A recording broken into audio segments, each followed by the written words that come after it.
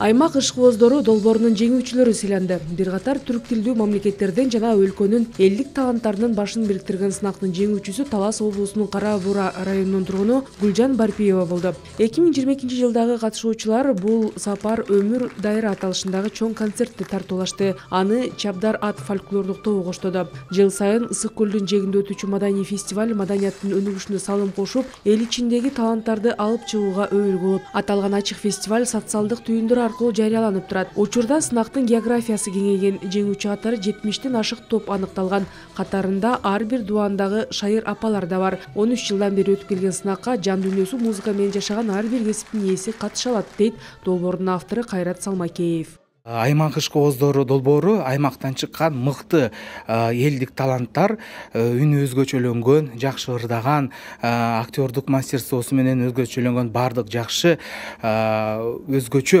ырчылардын бардыгын тең, ышкыбоздордун бардыгын тең баягы чогултуп, биз өзүнчө таланттарды элге алып чыгабыз. Өмүр дайра деген бул ушул өмүрдүн дайрасын кечип өтүү, анан ар ким өзүнүн максатына жетүү.